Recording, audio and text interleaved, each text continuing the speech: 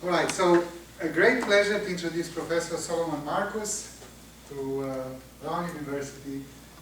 He's going to give today the first 2 of 4 lectures. The other 2 will be on Tuesday. So, Professor Marcus is a member of the Romanian Academy, the mathematical section, and emeritus professor at the University of Bucharest, Faculty of Mathematics. His main research is in the fields of mathematical analysis, mathematical and computational linguistics, and computer science.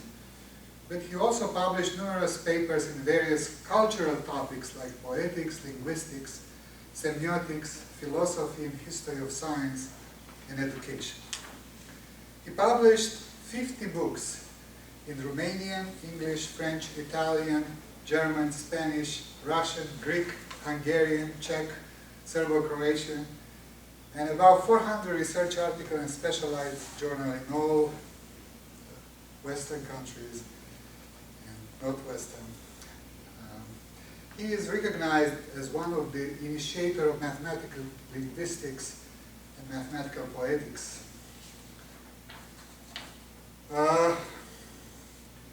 As my former PhD advisor, I looked up his genealogy to see a little bit where is he coming from, so I can have some bragging rights myself. So,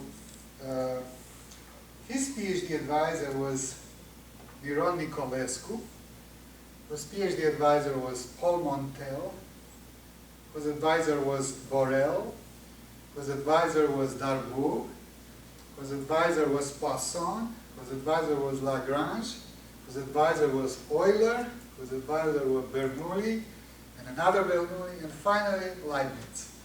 So he is within 8 advisor links to Euler and 11 to Leibniz. So it's pretty interesting. I have been, 2 more minutes. I have been thinking about what are the lessons that I learned from him and from his academic career, and I, like him, I like axioms, so I came up with a number of axioms which I believe are Professor Marcus axioms. So the first one is be an automata theorist, language theorist. Axiom 2, be a first-class scientist in at least one of the disciplines of your interdisciplinary research. Axiom 3, be a mathematician of the discrete and continuous mathematics, a hybrid. Axiom 4, work at the same time on both of the extremes, the most abstract and the most practical. Axiom 5, be an intra-mathematics, inter-sciences, cross-cultures scientist. And axiom 6, work on the hardest problems. So last year I had the great pleasure to be at the Romanian Academy when he was celebrated for his 85th birthday. So amazing enough, he is so active, and he is here again for the next lectures. So I think I have axiom 7. I finally found the secret of life, which I was looking in my research a little bit, but the secret of life is mathematics. You are going to be very active to long, long ages if you are continuously working. With this, I am delighted to introduce Professor Solomon. We'll talk to us about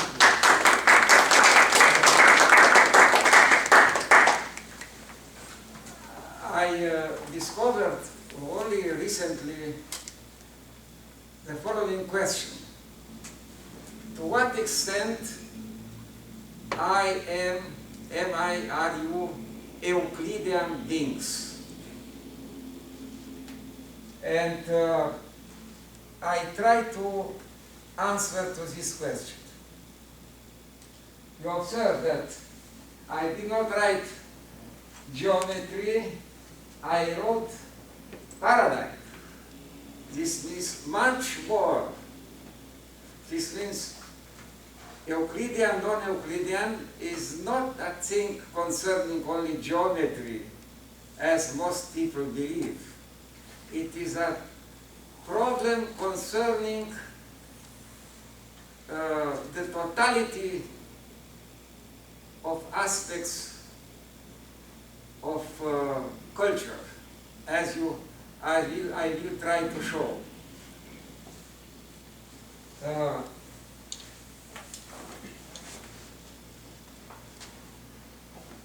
Obviously, we start from Euclid's manifesto of the axiomatic deductive thinking. And we can observe that neither axiomatic nor deductive were invented by Euclid. Axiomatic method was introduced before Euclid by Eudoxus and Aristotle, while deductive method before Euclid by Thales and Pythagoras.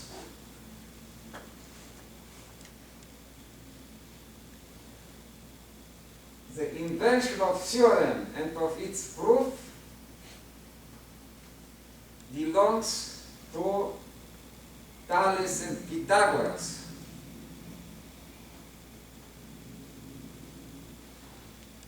According to the Greek etymology of the word theorem, in Greek language, theorem means spectacle.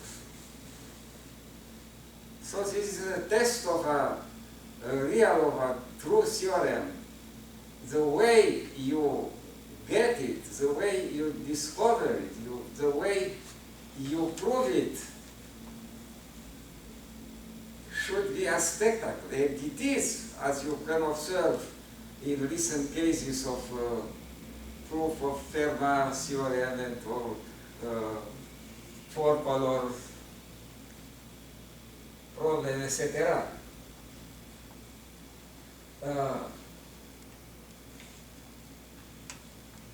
Euclid elements don't include only geometry, but the whole Greek mathematics heritage.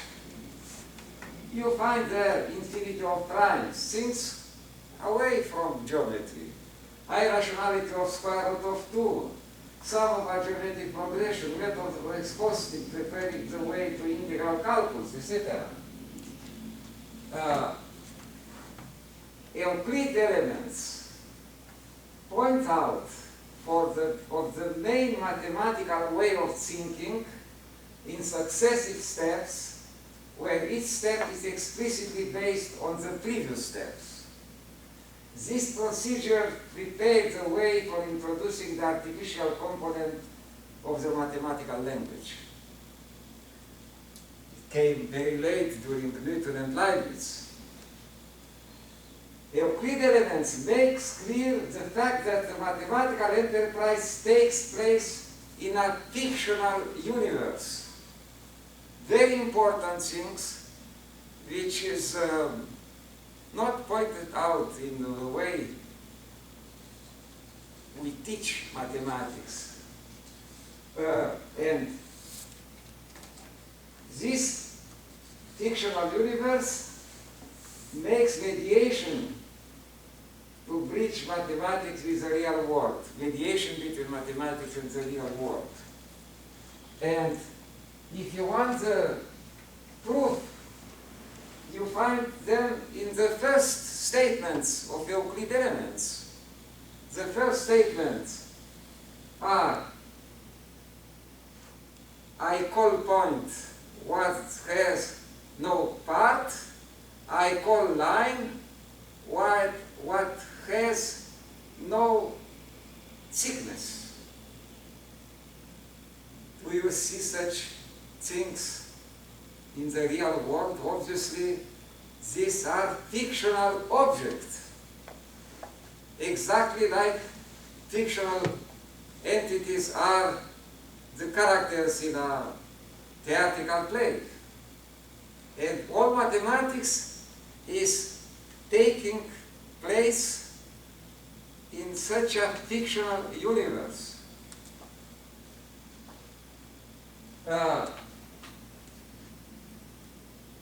It shows also Euclidean elements, the cohesion and the coherency of mathematics, its expansion in time, its synchronic and diachronic unity. Makes clear proves the huge number of researchers participating in the mathematical game. Their solidarity in doing mathematics is stronger than their heterogeneity in many respects.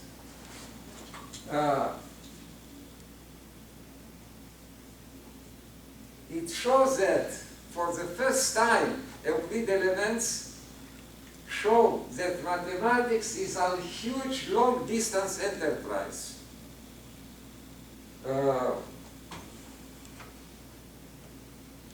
It became, the Euclidean model became a guide for, in chronological order, the Archimedes, the physicists of the Middle Age, Saint Augustine, Thomas d'Aquino, Scotus, Spinoza, Newton, Frege, Bloomfield, Burger, you see, in fields completely different from mathematics. Not only Archimedes, obviously, in physics, mechanics, physics of Middle Age, but Saint Augustine and Thomas d'Aquino used Euclidean model to prove the existence of God. Spinoza, ethics in the axiomatic Euclidean way. Gottlob Frege in the 19th century, philosophy. Bloomfield in linguistics in 20th century. Burger in 20th century, biology. Thaddeus Butler in philology in the past century.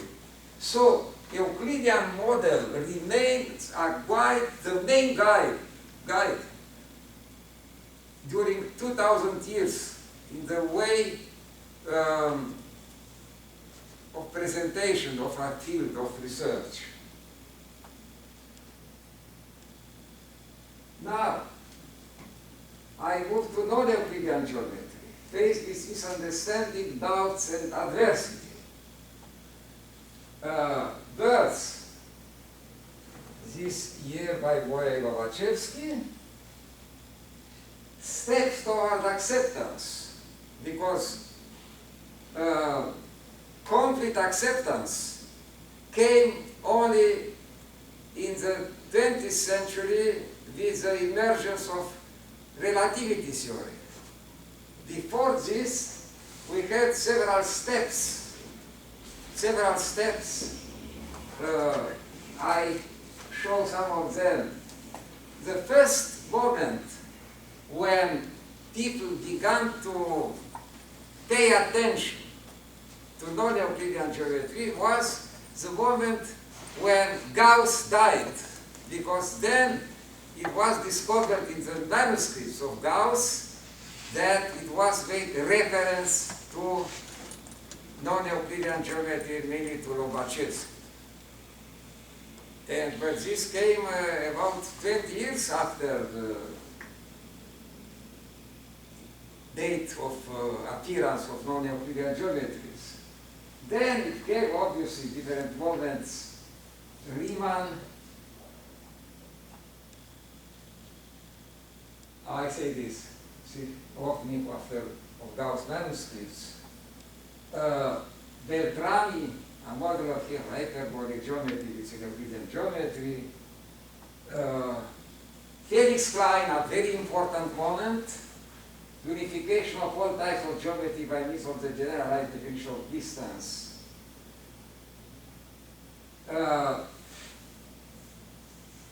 Special relativity, generalized.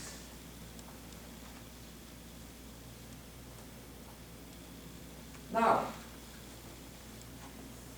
the meaning of non-Euclidean.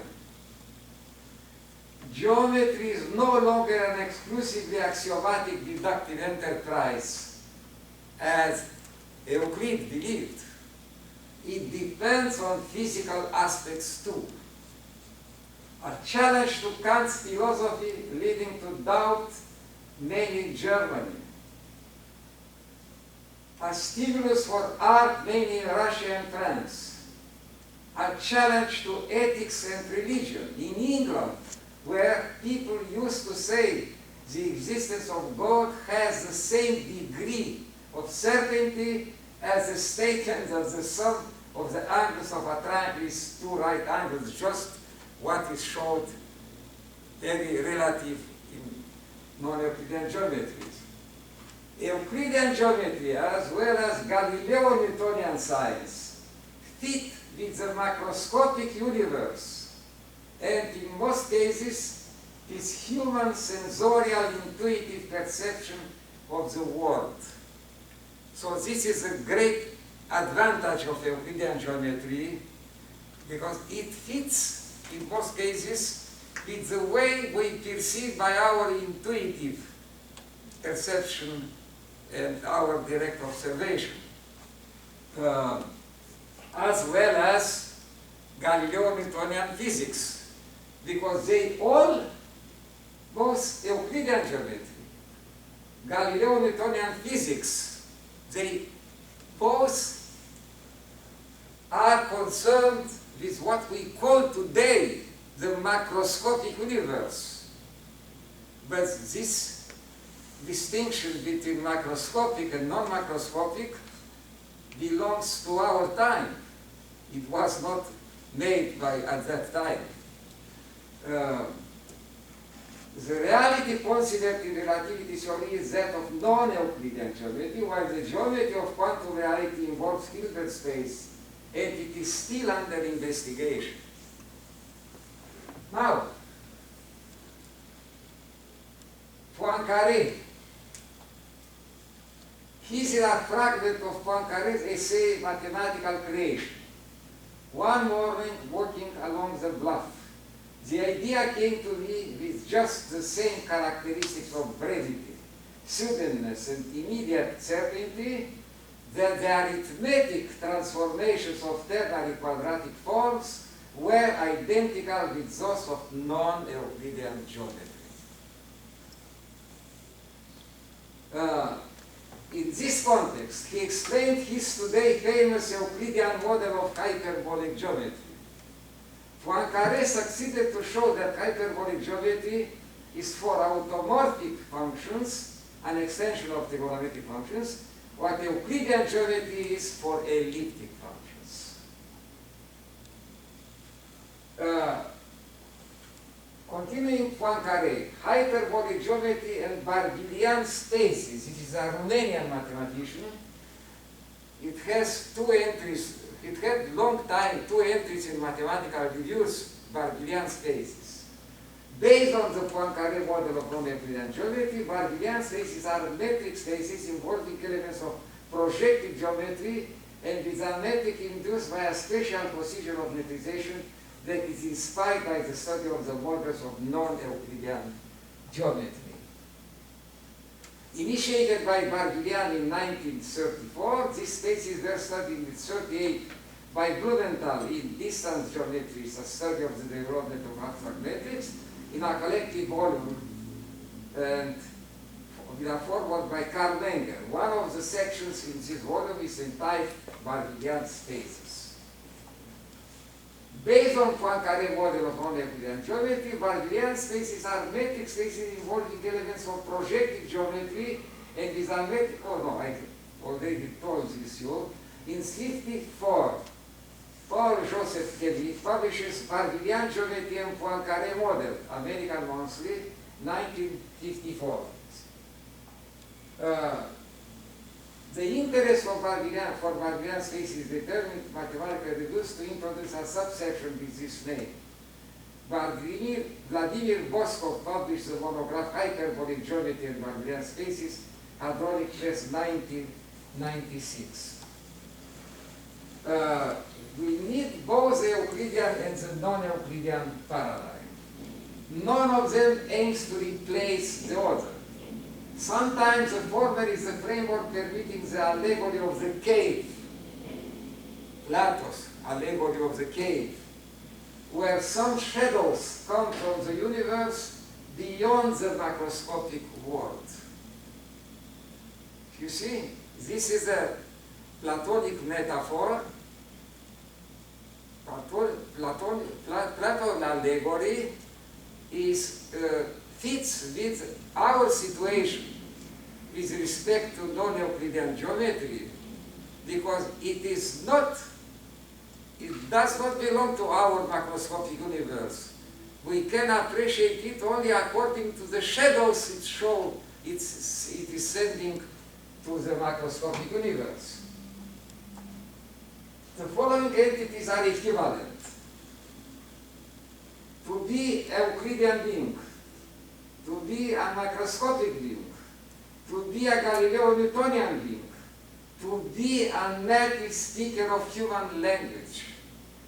This was proved. There is a very deep paper by Niels Bohr. Niels Bohr was not only a genius in physics, he was also a great linguist.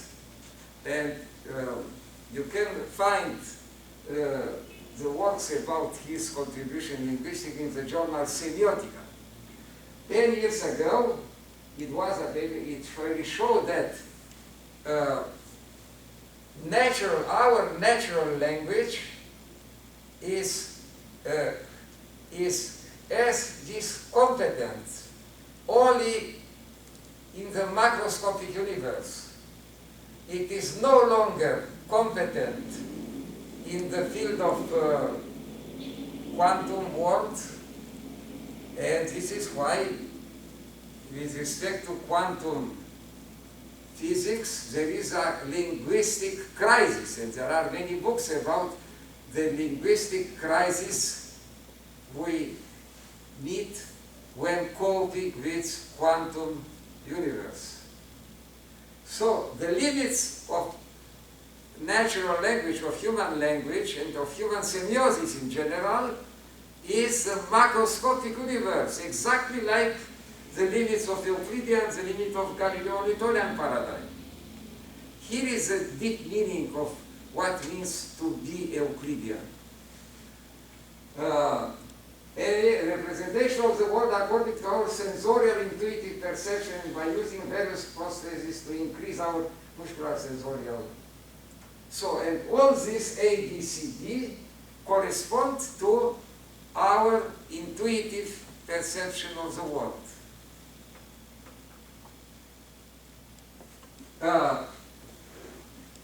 However, there is no sharp frontier between the macroscopic world on the one hand and the infinitely small and the infinitely large worlds on the other hand. Some signs from the later ones are captured in the former. Now, I will put non-Euclidean geometry and Gödel incompleteness theorem face to face, and you will see why. They appear exactly at a distance of 100 years. The first in 1830-31, the Gödel 1930-31. They are the most important shocks of the 19th and 20th century mathematics. Conflict in both of them. We have a conflict with the common sense, a conflict with traditional Aristotelian logic. They both transgress the Aristotelian logic based on identity, non-contradiction, and excluded middle. They both refer to the axiomatic deductive foundations of mathematics, geometry and arithmetic respectively.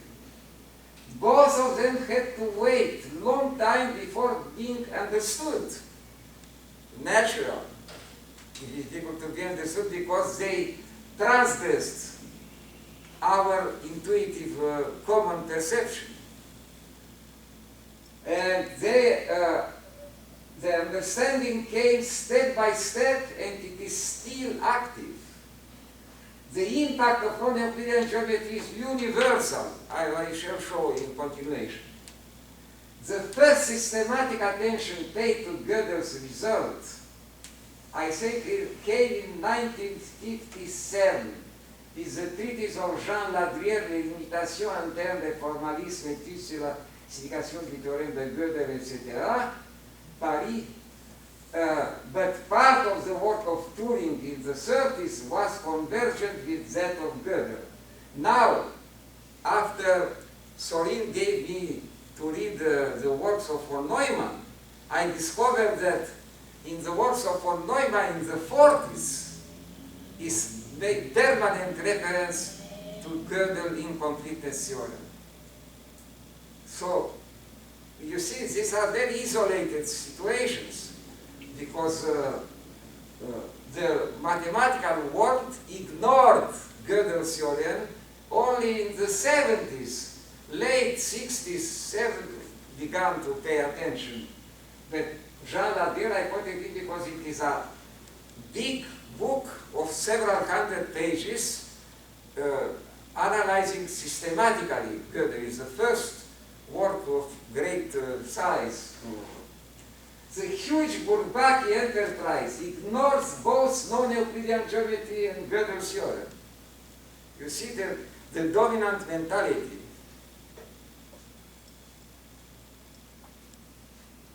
A scandalous absence. Both non-Euclidean geometries and Gödel incompleteness theorem are missing from the mathematical curriculum in high school and in higher education. In a lot of parts, maybe there are some places where this is not valid, but in most cases it is. More generally, most important ideas in the science of the 20th century, and even some of those occurring in the 19th century, are ignored by the existing curriculum and textbooks of mathematical education, of scientific education in general. As Euclidean beings, our language cannot account for phenomena in universes considered in relativity theory or in quantum mechanics. See the arguments in this respect proposed by Innsbruck. The competence of human language, of human semiosis, is limited to the macroscopic universe. Jean Dieudonné, expressing the Bourbaki view, proclaimed "Abba Euclid," down with Euclid, in connection with the teaching of geometry in school. Edgar Dijkstra, a famous computer scientist, rejects Euclidean geometry as a prototype of axiomatic deductive thinking, referring to the large number of mistakes resulting from the use of geometric intuition. Many proofs in Euclid elements are made by means of pictures. Obviously, this was a level of rigor at that time. But such mistakes were indicated by Maurice Klein in 1972. He requires from Euclid the standard of rigor met by Hilbert, Birkhoff, and Tarski in their axiomatization of geometry. This came only at the end of 19th century, beginning of 20th century.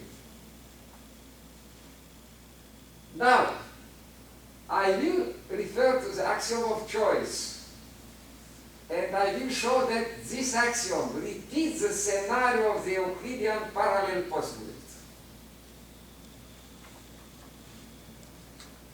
All attempts to prove them failed.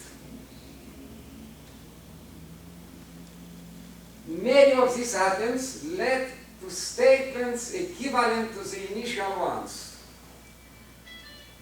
There are books. I could make a list of statements equivalent to the parallel postulate, while a similar list of statements equivalent to the axiom of choice was made by Sierpinski in his book about the axiom of choice in the 40s. For its review, Rubin also has a book about statements equivalent to the axiom of choice.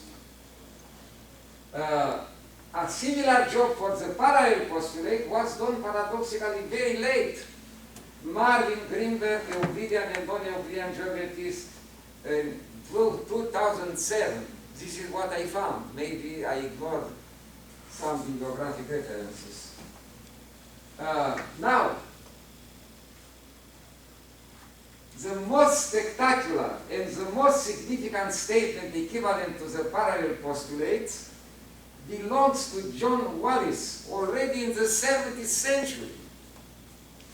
It seems to me fantastic, but I never found it in a textbook of mathematics. It is, I am curious to see if some of you did know this fact, that the following statement, there exist similar figures that are not congruent, is equivalent to the fifth parallel postulate. Did you know this? This seems to me extraordinary, because you see,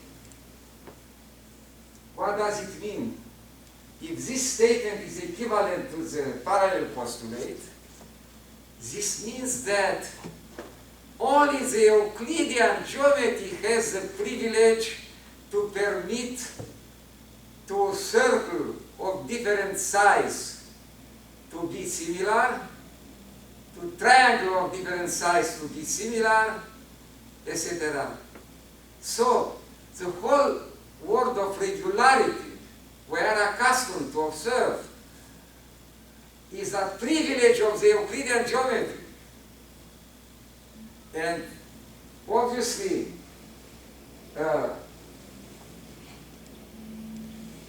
you see, all these things, all spheres are similar, all cubes are similar. They are the privilege of the Euclidean geometry. And number pi, what can be mathematics in absence of number pi? But number pi as symbol of circularity, of this theorem that for any circle, the ratio between length and diameter is the same, is losing its interest beyond the Euclidean geometry, because beyond the Euclidean geometry you no longer have circle of different size to be similar. So the whole symbolic meaning of number pi is a privilege of the Euclidean mathematics. So you realize this, what we think, I'm inclined to think that is universal. It is not really, it is only specific to the Euclidean. And here I want to quote, to cite a reflection by John von Neumann. He observes the following thing, that what makes the parallel postulate to be something completely different from the other postulates in Euclid. The fact that it is the only postulate which is not related to empirical world. Because the parallel postulate is supposing an infinite plane. You can prolong the straight lines as far as we want. They will not meet as far as we want. This means that the plane is infinite, and this is not an empirical fact. But when we look at John Wallis' statement, this is, you see, the parallel postulate as it is stated in the usual statement gives the impression that it is a kind of experiment. But you no longer have this sensation in John Wallis' statement. So, Wallis' statements explain why Euclidean geometry is strongly related to the idea of simplicity, order, and symmetry of the Greek art and of the Renaissance art, practically of the whole millenary history of art.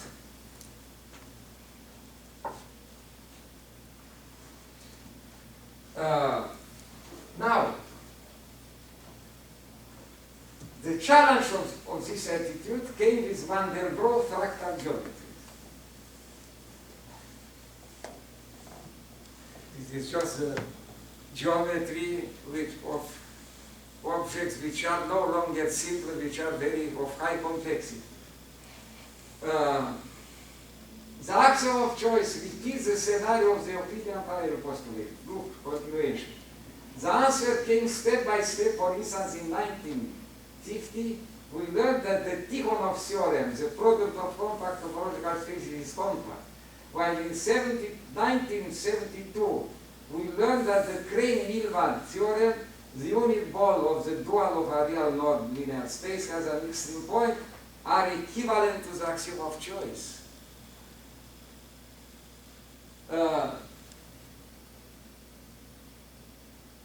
There is no proof of the intrinsic consistency of Euclidean geometry and no proof of the intrinsic consistency of the Cervelo-Frenkel axiom system of set theory. You see the same status, the same parallel axiom and Cervelo axiom always have the same situation.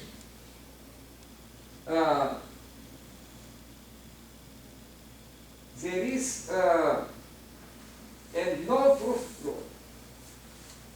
There is no proof of the intrinsic consistency of non-Euclidean geometry, be it absolutely hyperbolic or elliptic, and no proof of the intrinsic consistency of the axiom of set theory after eliminating the axiom of choice.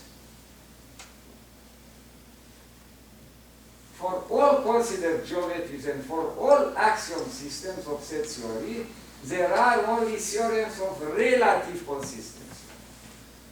Exactly the same situation in both cases.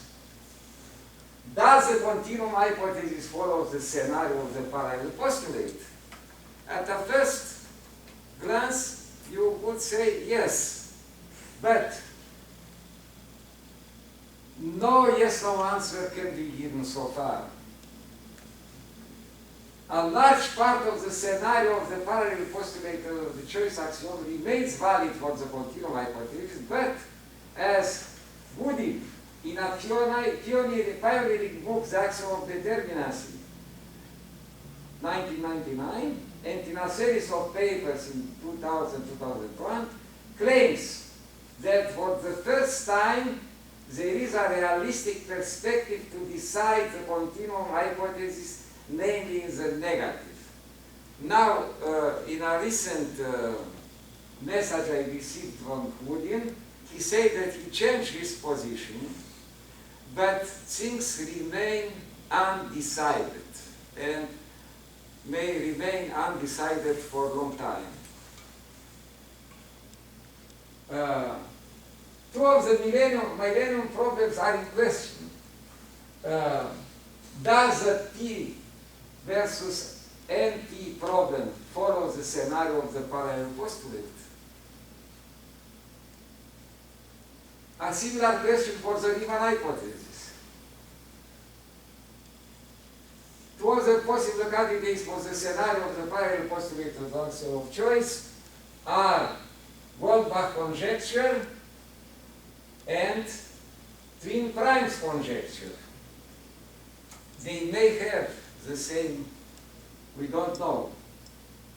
Now, moving from naive to rigorous formal Euclidean geometry in 2000 years, from naive to axiomatic set theory in only a few decades.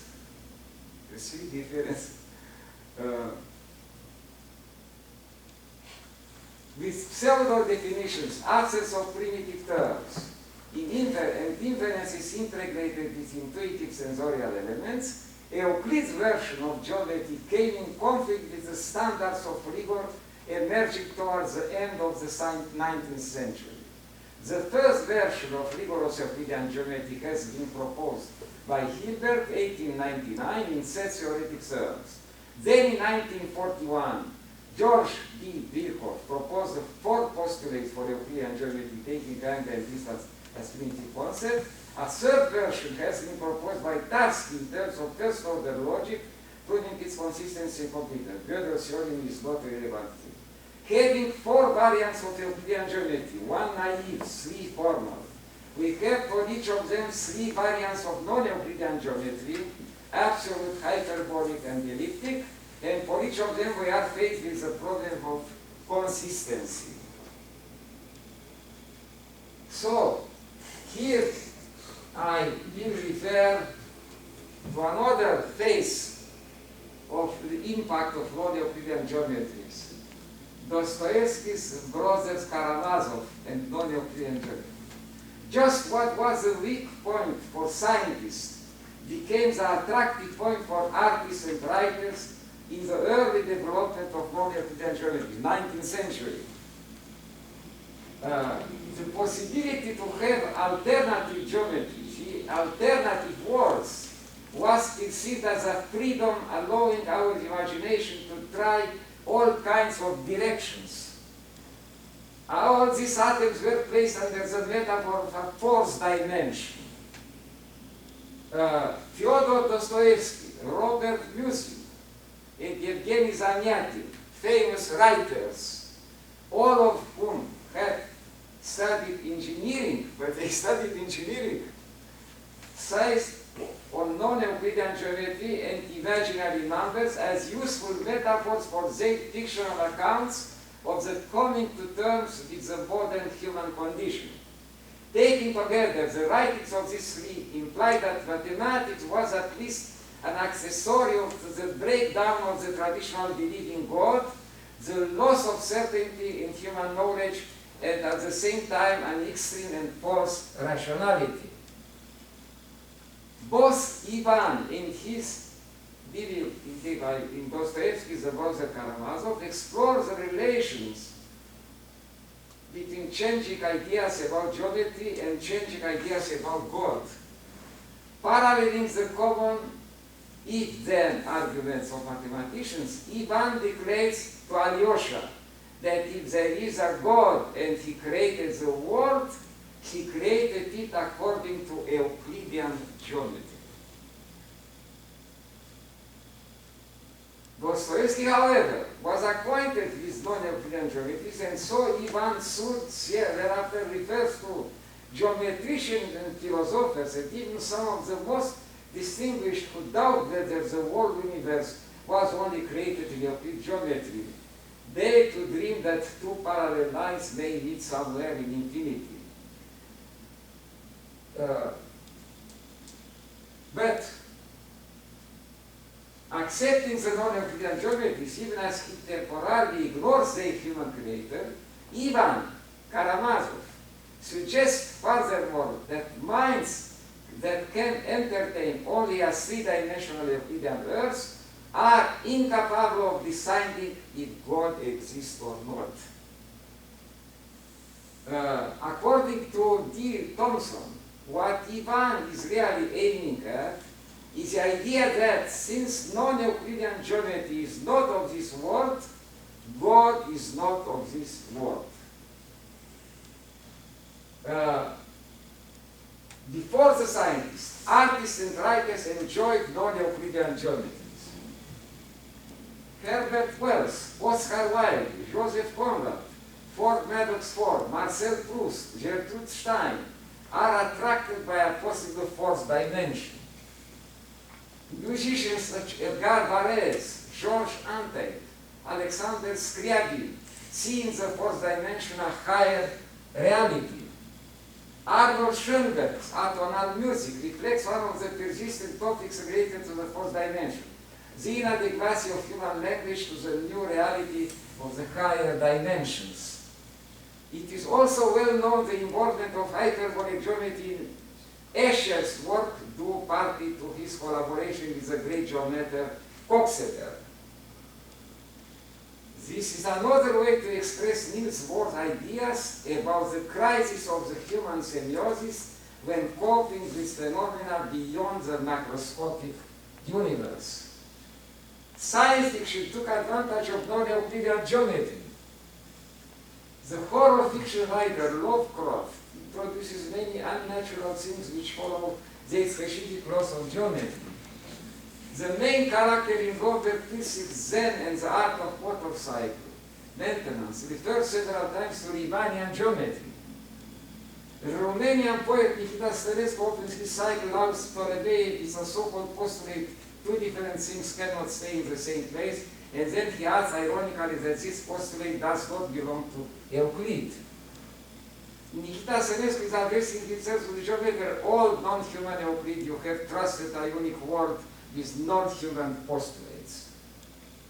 Is there here the feeling of the need of freedom opened by the fourth dimension and by non-Euclidean geometries, pointing out the multiplicity of geometries keeping the multiplicity of realities revealed by relativity theory and quantum mechanics?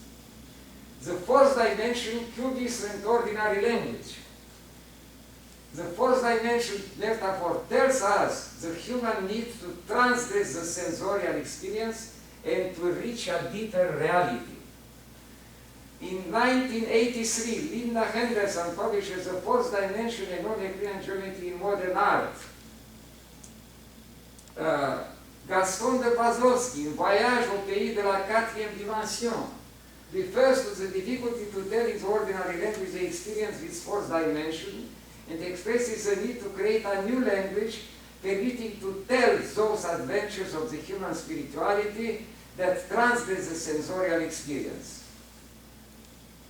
Now we realize that his desire cannot be realized, taking into account our unavoidable condition as Euclidean beings.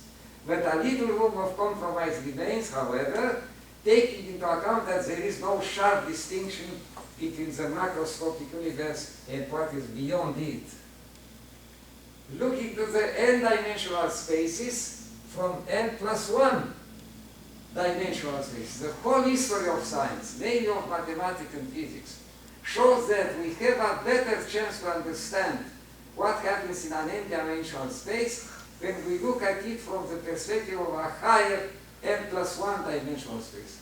Equations in the linear set of real numbers cannot be always solved remaining there. We need complex numbers. Gravitation in three-dimensional space is understood when we connect it with curvature phenomena in the fourth dimension. Literature reflects similar things. Edwin Abbott, 1894, Flatland, which is a two-dimensional universe. Some of its inhabitants travel in a three-dimensional universe where people see these visitors in a way which is not available to Flatland inhabitants, while the latter are not able to understand the former. In a more recent book by Ron Atkin, Multidimensional Men, 81, human life is seen as a traffic between universes of various dimensions, and it is up to us to increase or to decrease the number of dimensions according to our capacity and number. Metaphor is at home with Euclidean, non-Euclidean. Jean Baudrillard died in 2007. The Euclidean space of history, the fastest route from one point to another, is a straight line, the one of progress and democracy. This, however, only pertains to the linear space of the Enlightenment. In our non-Euclidean space of the end of the 20th century, a malevolent curvature invincibly reroutes all trajectory. You see how far they push the metaphorical power of non-Euclidean geometry. Salvador Dali has the need of human beings to transgress their Euclidean condition. Philip Coppens, in Salvador Dali painting, The Fourth Dimension, describes how the fourth dimension is reflected in Dali's work. Dali's limbed watches in persistence of memory refer, according to Dali's own commentary, to non-Euclidean geometry and its cured space-time. You look at those watches and you think, just say that to yourself, Kurz's space-time. He believes that these limb watches are in strong contrast with the rigidity of the Euclidean geometry. For Dali, his persistence of memory is an extravagant and solitary camembert of time and space. You see, camembert is a symbolic French cheese. Let us recall that camembert is a it was observed that even the titles of some of Dali's paintings pay homage to non-Euclidean geometry. According to the same source, Dali's Corpus Hypercubus, the crucifixion, captures the infinite love of God. Magritte Ernst Tanguy. René Magritte, where Euclid walked with its curved line and their motion recalled for Marcel Duchamp the Riemannian geometry. Marx Ernst, young man intrigued by the flight of a non-Euclidean fly, violates the Euclidean convention. It is about what? It is about freedom. Non-Euclidean geometry is for the artist liberating. If Tanguy painting, the meeting of parallels is another way to express the same idea, for the fact that Euclidean geometry allows to divide a line as many times as we want, he proposes the painting indefinite divisibility. This curious, a guide in bridging visual arts and non-Euclidean geometry is Willy Sitfer's Rococo to Cubism in art and literature. This curious will repeat the Renaissance mentality when science was an aspect of art and the painter was mathematically educated. Rodin complicates the whole three-dimensional scenographic space. There is with him a protest against the Euclidean space, but without having a richer, more advantageous structure. He should need the relativistic space-time. Cézanne is more clever, but we should not follow his advice requiring to represent nature by means of cylinder, sphere, and cone. Also almost literary, he had a strong perception of Bradley's philosophy of Einstein's, Riemann's, Clifford, and Gauss' works. In 1875, Clifford observed that geometry laws cannot be applied to small portion of the space comparable with small hylos. Distortions spread as the waves. Van Gogh had perhaps this move when he had to paint the extremely strong, locally cured spaces in embankments and water. As Frank Castell observed, Cubism is a product of modern thinking because it is based not only on new techniques, but also on a rich philosophical and scientific speculation. Cubism realizes a mutation in the representation of three-dimensional space because it is no longer reported to a fixed point viewpoint. Things appear in multiple relations and change their appearance with respect to the adopted viewpoint. In their turn, the number of viewpoints increases depending on the time and light. As in Renaissance, Cubism opens a new possibility to see the world. Cubism may be ahead with respect to science modernity. The artist may be privileged with respect to the scientist because he captures before the scientist the mentality of his time. Picasso's Guernica, at least long time before the annihilation of Hiroshima. Dostoevsky penetrated the human unconscious before Freud. Cubism is in some sense a preface to relativist theory. By the revolution it produced in the way we represent the world, Cubism has created a cinematic style. Cubism has rejected the Renaissance illusion of the three-dimensional space. In the same order of ideas, José Ortega y Gasset questions the existence of something more artificial than Euclidean geometry, which gave the foundation of painting before Cubism. Cubist painting solves the old conflict between primary mathematical properties of objects and their secondary material sensorial properties. Accepting the plurality of the worlds, Cubism is bridging perfectly the plurality of the geometry, like in non-Euclidean geometry. Non-Euclidean geometry is everywhere. Andras Prekopach has already provided a very comprehensive historical and cultural account of non-Euclidean geometry.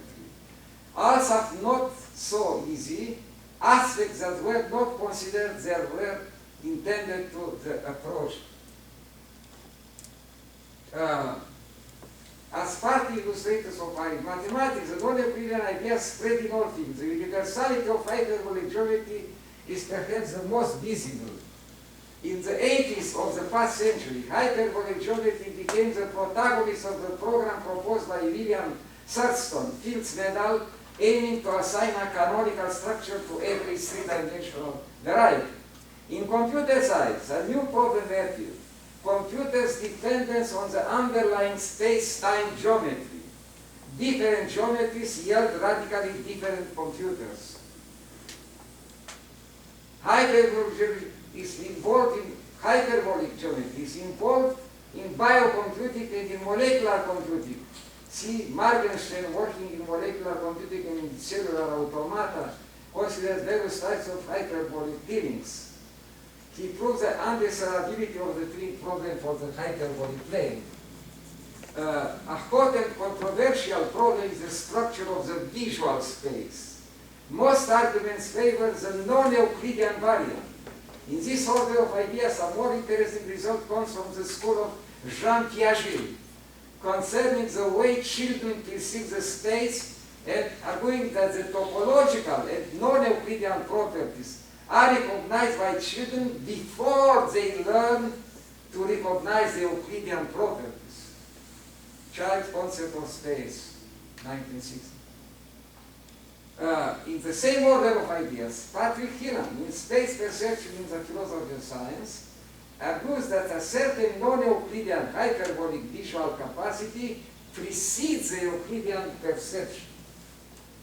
In other words, the visual and the representation of space are in their initial form organized according to some non-Euclidean patterns, and only later, by experience and education, an extension takes place to the Euclidean aspects.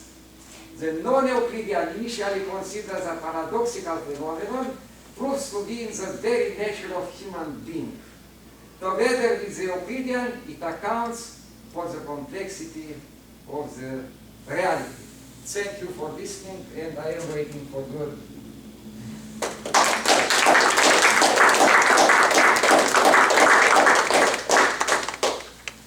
questions. Yes.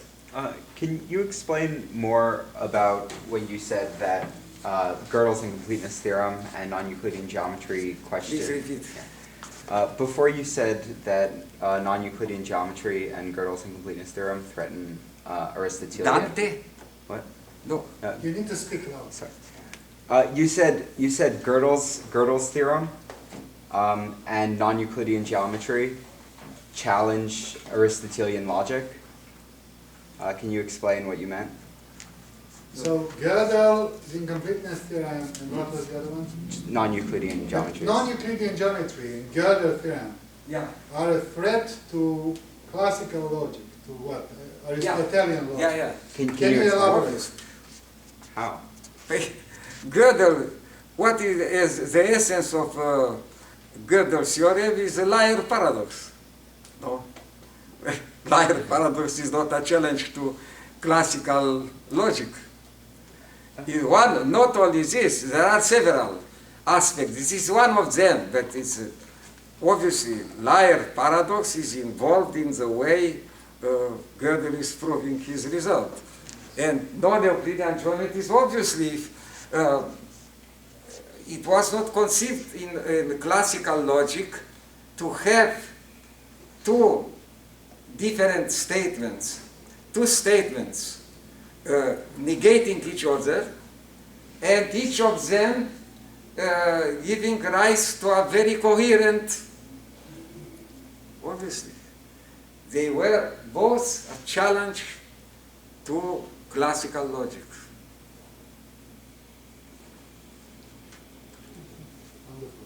So, go. You were saying that the idea that there can be similar shapes that are not congruent is like a fiction or an artifice of Euclidean geometry. All right, so similar but not congruent. Similar but not congruent. Remember that thing.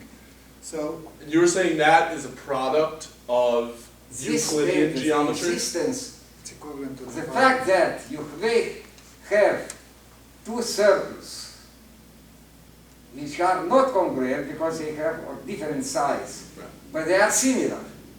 This is proved by, in the 17th century, this is just equivalent to the fifth parallel postulate. So does that mean that in non-Euclidean geometry, all similar shapes are congruent? This means that beyond the Euclidean geometry, It's not true. this is no longer valid. Or is it clear, no? So, Two similar things are different. oh, so So it's anything that's not congruent is not similar? Yeah. that's right. Oh, okay. So we have to realize that despite the fact that we have some Euclidean representation of non-Euclidean geometries, they are, as Plato said, some vague shadows. But practically we don't have access to non-Euclidean. Intuitively we don't have.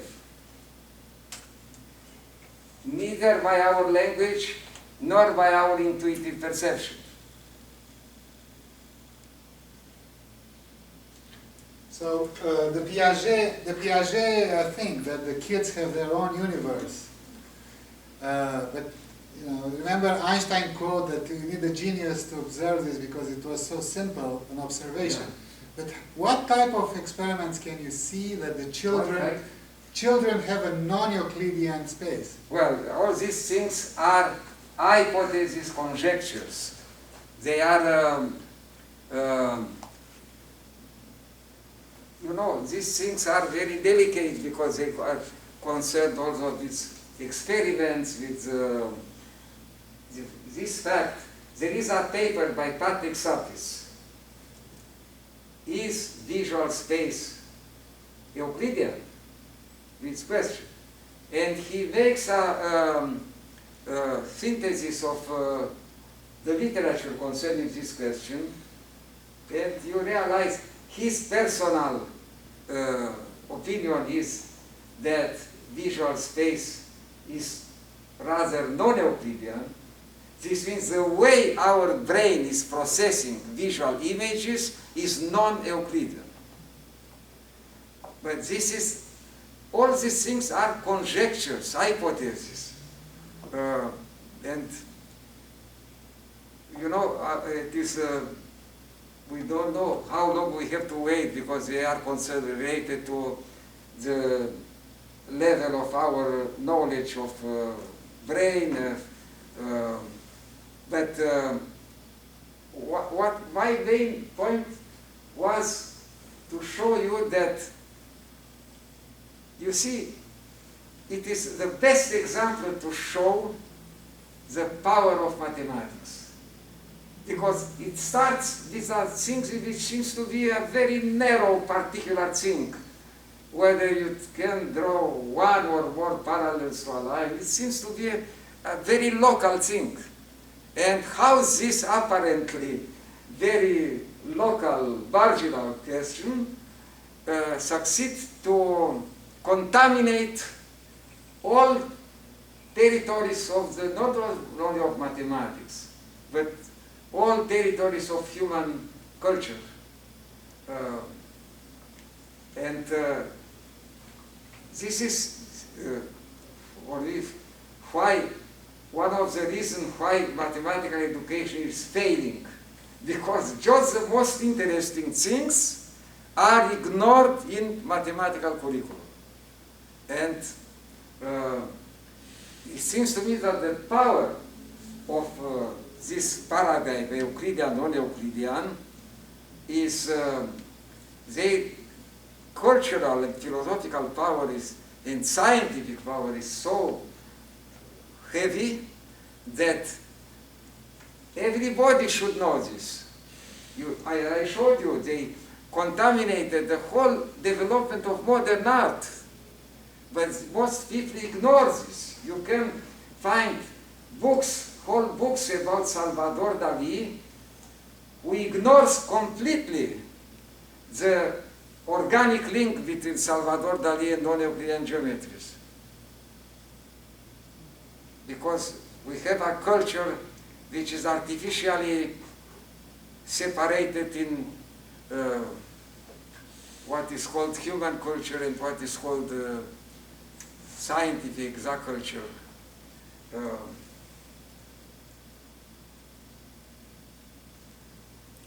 Vladimir. The American painter Jackson Pollock, Yeah. the drip painting, is he anticipating a new paradigm beyond Lobachevsky? You What know- is his name? Pollock. Edgar Allan Poe. No. Jackson Pollock, painter. He was I don't dripping. know. He was dripping paint You want that? I thought, when? about 20, 30 years ago. Is that right? 20 years ago. 20 years ago. Oh, maybe 50s, 60s. He had a new paradigm. If we have, maybe somebody has a laptop, maybe we can pull up a. Pollock. An image. Yeah. Or something. Oh, an He may image not of- be aware. But so Look, You can use that Vladimir.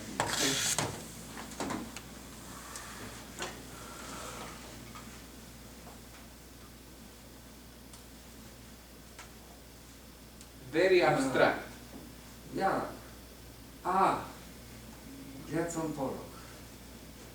Yeah. Does this go beyond the non-Euclidean Yeah. paradigm? Maybe we should. When I don't know what year is. expressionist. Well,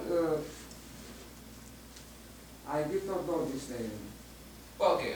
But I was it just. is, I think, you see, well, now when you say non-Euclidean, now you can understand non-Euclidean not only in the way I described here, but non-Euclidean is also the whole Mandelbrot fractal geometry. It's called also non-Euclidean. Non-Euclidean in another respect is a non-Euclidean in respect to the fact that Euclidean geometry gave rise to this desiderata of simplicity, harmony and symmetry in art, Greek art and Renaissance art. But now we discover that the deep root of this fact is in the statement of John Wallis, which was completely ignored. I discovered it only reading 1 year ago the big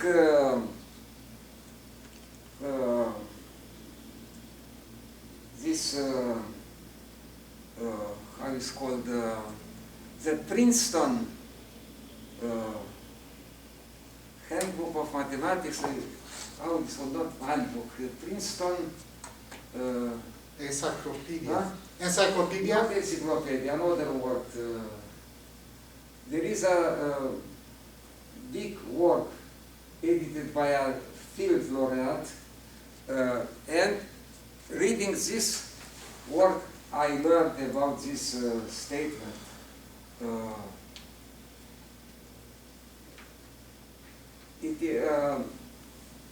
It seems to me it is much more illuminating than the parallel postulate expressed by parallels, because it shows exactly where is located the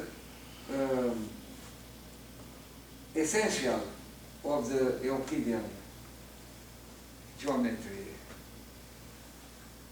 There's a question. In the case of Mandelbrot and the the issue of fractals. In the case of Mandelbrot and the issue of fractals, he introduced in a sort of non-explicit, implicit way a concept of that derives from statistics of averages. Yeah. And most other distinction between Euclidean and non-Euclidean, one does not perceive this hidden factor of average. The shore, the shape of the shore on the beach resembles one another over miles and miles and miles on an average case. Yeah, so in Mandelbrot geometry, the fractal dimension, it's non-Euclidean in a different sense. It has a sense of average versus the logical negation. So it's non-Euclidean in a different way. But still geometric. It's still Mandelbrot. Ah, yeah, Fractals. obviously, in a different way, in a completely different way. Right. But here is a, you see, with Mandelbrot fractal geometry, you can observe that even Mandelbrot changed his minds about how to define a fractal object. At the beginning, his main accent describing a fractal object was on the fact that Hausdorff dimension is not an integer. But day later, he changed his minds and moved his accent from Hausdorff dimension to the capacity of self-similarity. If you you have now no clear, generally accepted definition of a fractal object, because it was discovered that there are fractal objects like Brownian motion, whose Hausdorff dimension is an integer. So the initial definition of Mandelbrot was contradicted, was remained I don't think unaccepted. it was contradictory because he did not exclude integers. Well, he said that integers and non-integers No, my have impression an was equal that right, the so to first speak. attempt made of this fractional dimension the specific of, it seems that self-similarity, this fact that a fractal object repeats at large size its structure,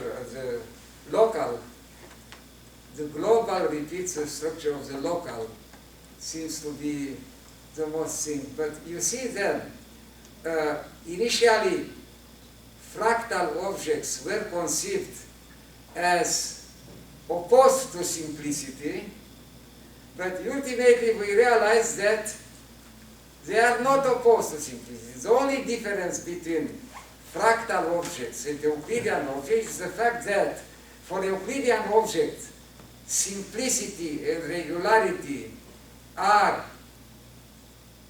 directly observed, while for fractal object, simplicity and regularity are hidden, and you have to look for, to identify them. They are very hidden. They are not explicit, they are, but you can observe that many things, this seems to me, we learn many things in logical respect. The fact that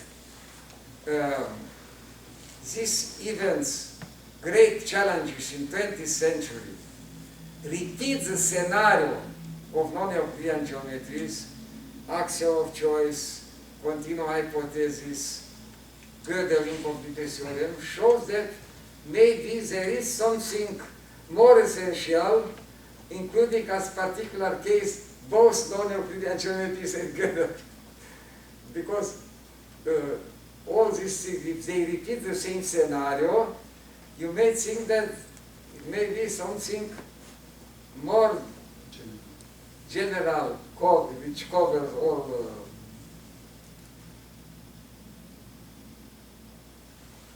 Yes. I think we have a paradox here, which I think is easily explained, but I'm not going to explain it. You have just said the best definition of a fractal is an object that is self-similar. The global is similar to the local. And this is a non-Euclidean structure, a fractal. But according to the Wallace point of view, it makes it Euclidean. Because according to Wallace, similar objects must be congruent, and the global cannot be congruent to the local. Yeah. So you have a paradox. So again, back to the equivalence of non-congruent, I mean, The existence of similar but non-congruent is equivalent to the objects power. is specific, is equivalent to. So the gentleman is asking, isn't this a paradox in the fractal world? Because you use the word similar between the local and the global. But together is But this is no, it's not a paradox, because fractal geometry is non-Euclidean in a completely different respect. A non-Wallace. This is respect. they are not a challenge to the parallel postulate. Fractal geometry has nothing to do with the parallel postulate. It's in a different. So it is no. Similar is in a different concept of similar. Similar in the infinite. Okay, good. I think that's the answer. All right, thank you again, and we'll take a break. Take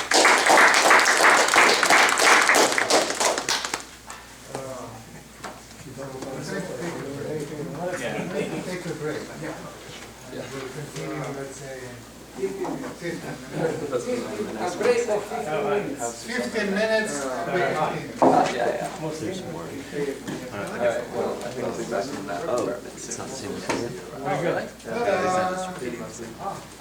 No, it's Tana's not imagine big. It's the one about fruits. Oh, cool. There are refreshments also, please. It's been here. Pretty much the whole time. Yeah, it's a lot more. You get a lot worked out. Yeah. Well, I'm going to Germany in a few weeks. All No. right, it's coming. Oh, wait, my girlfriend grew up, spent some time in Germany.